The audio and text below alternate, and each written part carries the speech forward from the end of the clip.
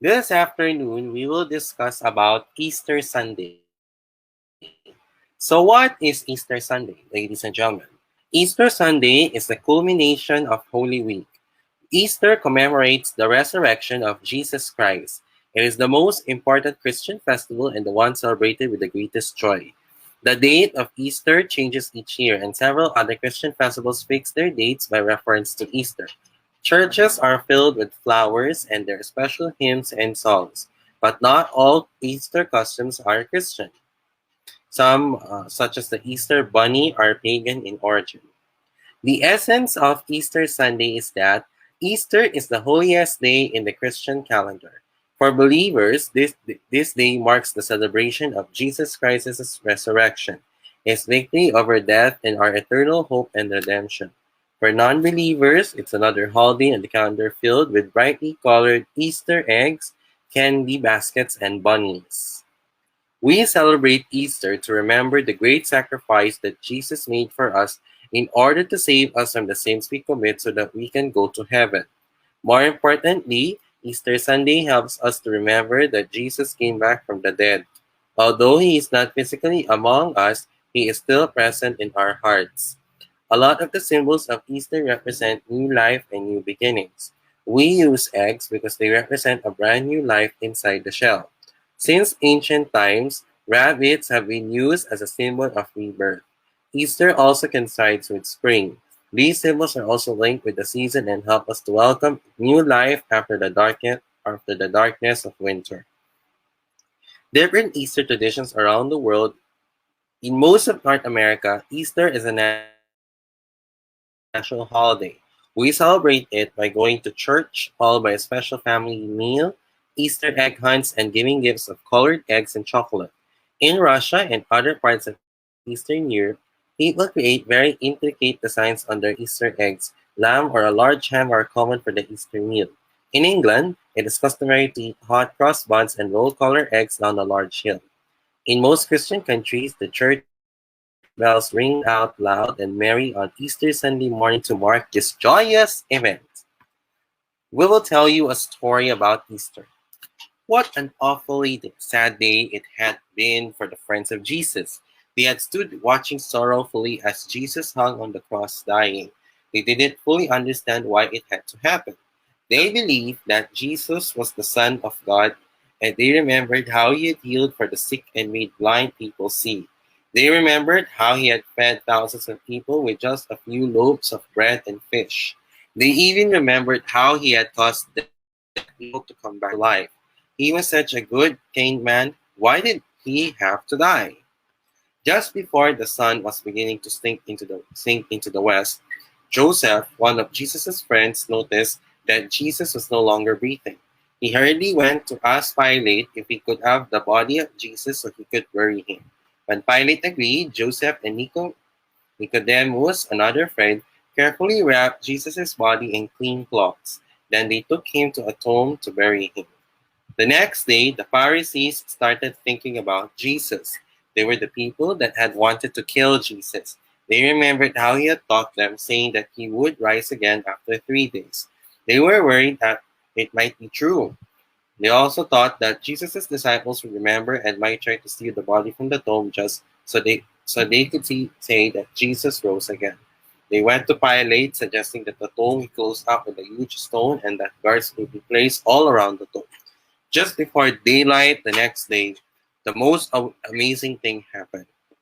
There was a great earthquake. An angel from the Lord came down from heaven, moved the gigantic stone away from the door of the tomb, and sat on it. The guards began to shake with fear. They fell down to the ground as if they were dead. Mary and some other women have decided to get up very early in the morning and go to visit the tomb where Jesus was placed. While walking down the road, they were discussing how they were going to get inside the tomb. They had brought along some spices and perfume that they wanted to place on Jesus' body. They knew the huge stone had been placed in the doorway and they had no idea how they were going to move it. What a surprise they found when they reached the tomb.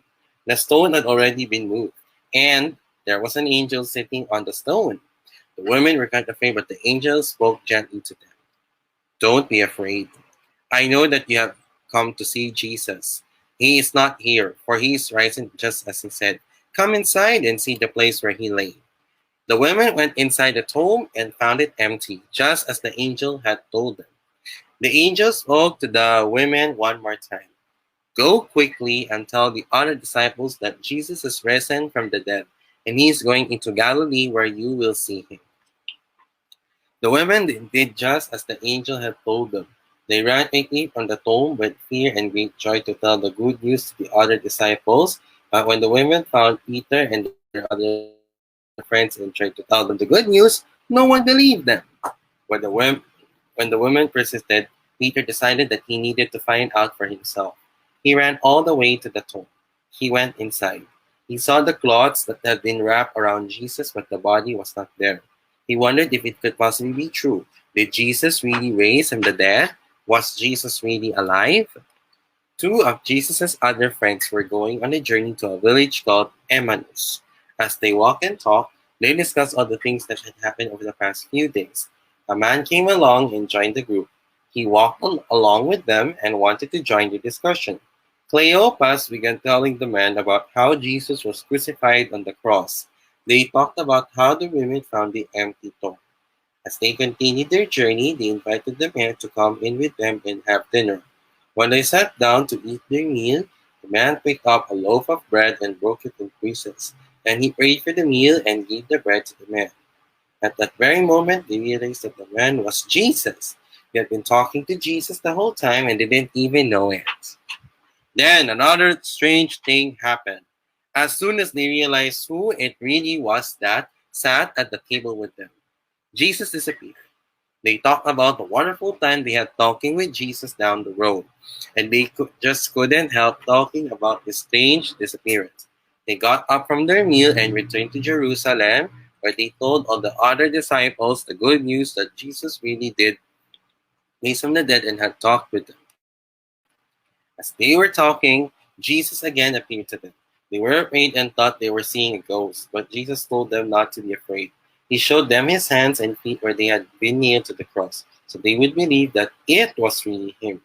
When they saw the nail holes in his hands and feet, they finally believed that Jesus had risen from the dead, just like he said he would.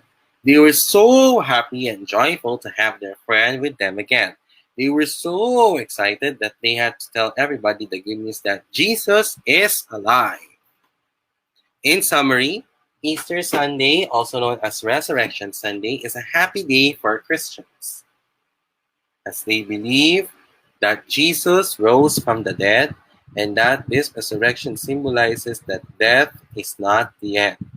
Jesus' resurrection was on the third day after his crucifixion by the Romans.